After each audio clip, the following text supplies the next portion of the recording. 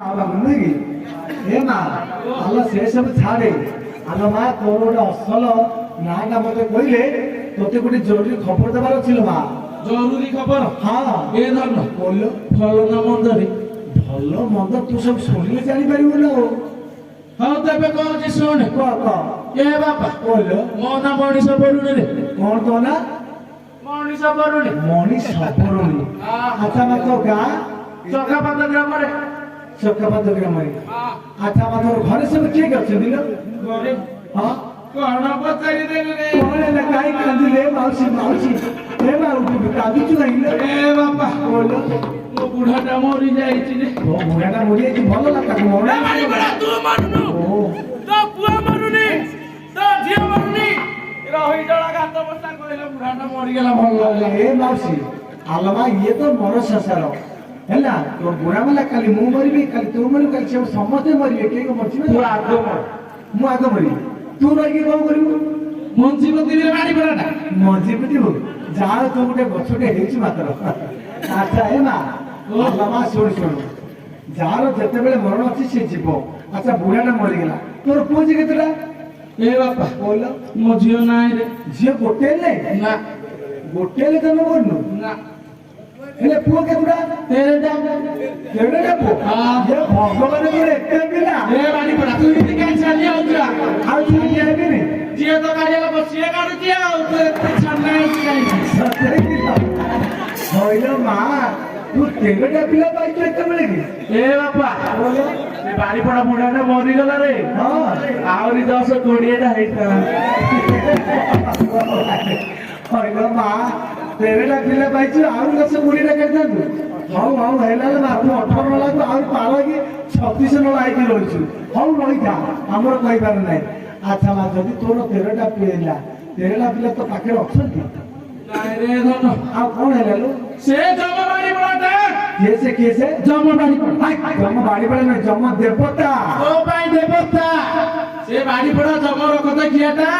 ମୋର 13ଟା ପୁଅ 11ଟା ପୁଅକୁ ନେଇଗଲା। ତାକୁ ବାଡିକିଆ କହିବି କଣ ଦେବତା ବୋଲି ପୂଜା କରିବି? ସେ ରହିଜଳା ମୋ ଆଗକୁ ଆସୁଛନ୍ତି ପାଖରେ ଚିପିକି ପାଣି କାଢି ଦିଅନ୍ତି ରହିଜଳା। ମଝିରେ ବୁଢୀଟି ଥୋଇଛୁ ହେଲେ ଜମ ଦେବା ଯୋଉ କାକେରେ ଯାଇକି ପାଣି କାଢିଦେବୁ ନୁହେଁ କି? ହଉ ହଉ ହଉ ମା ଛାଡି ସାରିଛୁ। ଆଚ୍ଛା 13ଟା ପୁଅରୁ ତୋର 11ଟା ପୁଅକୁ ଜମ ନେଇଗଲା। ହଁ ରେ ବାପା। ଆଚ୍ଛା ଆଉ 2ଟା ପୁଅ ବିଷୟରେ ମତେ ଟିକେ କହିଲୁ। ଏ ବାପା କହିଲୁ 2ଟା ପୁଅରୁ ହଁ ସାନ ପୁଅଟା କଥା କଣ କହିବି ରେ? କଣ ହେଲା ଲୋ? ମୋବାଇଲଟା ଧରିକି ତ ସେ ପୋଖରୀ ତଟକୁ ପଳଉଛି। ଏ ବାପା କହିଲ କି ମୋବାଇଲ ସେଇଟା ଏମିତି ଚଲୁନାହାନ୍ତି ରେ ବାପା। ସେଇଟା ସ୍କ୍ରିନ୍ ଅଛି। ଏ ବାବା ତ ପଛରେ ସେ ବାଡି ପଡା ଏ ରହିଯାଟା ଓହୋ ସେଇଟା ରେ ସେଇଟା। ଏଇଟା କିଲୋ ହଁ ରେ ବାପା। ଏଇଟା ସ୍କ୍ରିନ୍ ଅଛି। ହଁ ରେ ବାପା ଇସିକିନି ତ ଅଛ। ବେଶିକି ଦେଲେ ସ୍କ୍ରିନ୍ ହଁ ସେଇଟା ହଁ କଣ କରୁଛି? ସେଇଟାକୁ ଧରିକି ହଁ ଆମ ଗାଁରେ ଯୋଉଠି ଯୋଉ ପିଲା ସହିତ ପଡି ହଁ ଆ ଘରେ ପଶି ଯାଉଛି ହଁ। ତା ଘରେ ପଶି ଯାଉଛି। ହଁ। ଆଉ କଣ କହିବି ଧନ୍ୟବାଦ ବୋଲି ପୁଅର କଥା ଲୁଚେଇ କଥା। ଓହୋ ମାଟା ମାନେ ପୁଅର କଥାକୁ ଲୁଚେଇ ରଖିଛୁ। ଆଉ ସେ ପୁଅଟାକୁ ତ କୋଉ ବେଳାରେ ଜନ୍ମ କଲୁ ଲୋ? ଆହା କିଏ ଜାଣିଲେ ଧନ ସେଇ ବାଡି ପଡା ମୁନା କି ଇନ୍ଦିଆ ଦିନରେ ଇନ୍ଦିଆ ଛାଞ୍ଚ ପକେଇଥିଲା। ଆଲୋ ଏ ନା ବିଷୟ ସବୁ ଛାଡେ। ଆଚ୍ଛା ହଉ ତ ବଡ ପୁଅଟା ବିଷୟରେ ଟିକେ କହିଲୁ। ଏ ଧନ କହିଲ ମୋ ବଡ ପୁଅ ଭାରି ଗୁଣ ମତରେ। ଭାରି ଗୁଣମତୀ ନା କି କାମ କରୁছিল? ଏ ଧନ ଓ 2 ଦିନ ହେଲା ଜଙ୍ଗଲକୁ ଚଢେଇ ଶିକାର କରିବାକୁ ଯାଇଛି ଯେ ହଁ ତାକୁ ଖୋଜି ଖୋଜି ତା ଖୋଜ ଖବର ପାଉନି ରେ ବାପା। ଦିଲ ମା ଏ ଧନ ଓ ତୁ ଜାଣିଛୁ ପରା କୁହନ୍ତୁନି। ହଲୋ ମା ଏବେ ଠିକ ବାଟକୁ ଆସିଗଲୁ। ହେଲା ମା ଶୁଣିବୁ? ଆଲୋ ମା ଶୁଣିଲେ ଧୈର୍ଯ୍ୟ ଧରି ସମ୍ଭାଳି ପାରିବୁ ତ? କଂକ୍ରିଟ ପକେଇ ଦେଇଛି ରେ ବାପା ଛାତିରେ କହିଦେ। ଛାତିରେ କଂକ୍ରିଟ ପକେଇ ଦେଇଛୁ? ଆଲୋ ମା ତୋ ପୁଅ ଏ ମର ସଂସାର ଆଉ ନାହିଁ। ବଜରଣ୍ଡ ପଳେଇଥିବ ଯାତ୍ରା ଦେଖିବ। ମାନେ ବଜରଗୁଡ ଯାତ୍ରା ଦିଏ ପଳେଇଛି? ନାଇଁ ଲୋ ତୋ ପୁଅ ସବୁଦିନ ପାଇଁ ଏ ମର ସଂସାର ଚାଲି ମାନେ ମରି ଯାଇଛି। ରହିଜଳା ତୁ ମର ନାହିଁ ତୋ ଭାଇ କି ନା ମରୁ ତୋ ଝିଅ ମରୁ ତୋ ପୁଅ ମରୁ ତୋ ଅଜା ମରୁ ତୋ ଆଈ ମରୁ ରେ ମାଡିକିଆ ଜଙ୍ଗଲିକିଆ ତା ବାଡି ପଡା ମୋ ପୁଅ 2 ଦିନ ହେଲା ଜଙ୍ଗଲକୁ ଚଢେଇ ଶିକାର କରିବାକୁ ଯାଇଛି ରେ। ହଁ ତୁ କହୁଛୁ ମରିଯାଇଛି। ଆଉ କିଏ ମନା କରୁଛି କି? ଆଲୋ ମା ତୋ ପୁଅ 2 ଦିନ ହେଲା ଜଙ୍ଗଲକୁ ଶିକାର କରିବାକୁ ଯାଇଥିଲା ସତ କଥା ହେଲେ ସେ କଣ କରିଛି ଜାଣିଛୁ? କେଉଁଟା କରିଛି? ଆଲମା ଶିବଙ୍କର ପ୍ରିୟ ବନରେ ପଶି ଶିବଙ୍କର ପ୍ରିୟ ଭକ୍ତ ମୟୁରକି ବିନାଶ କରିବାରୁ ହଁ। ଶିବ କୋପ ନହେଇକି ତ ପୁଅକୁ ସର୍ପ ଗାଉର କରିଦେଇଛନ୍ତି ଲୋ ସତେକିରେ ଧନ ହଲୋ ମାଉସୀ କଳା କରିଲ ମା। ଏ ବାପା ବୋଲ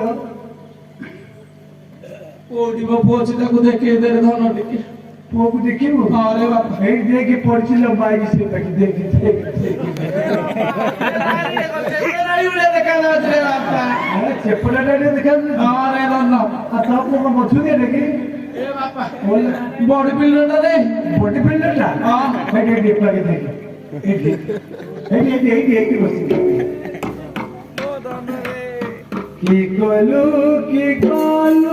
রে দইবা কি কলু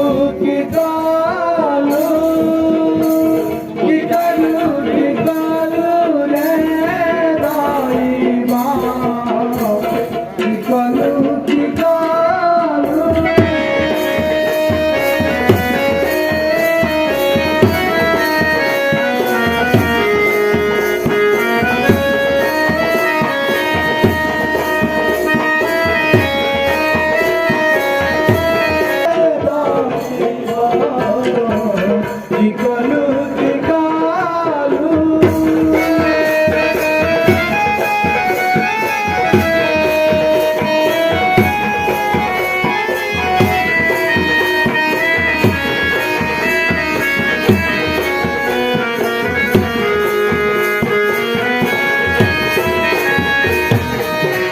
কেতে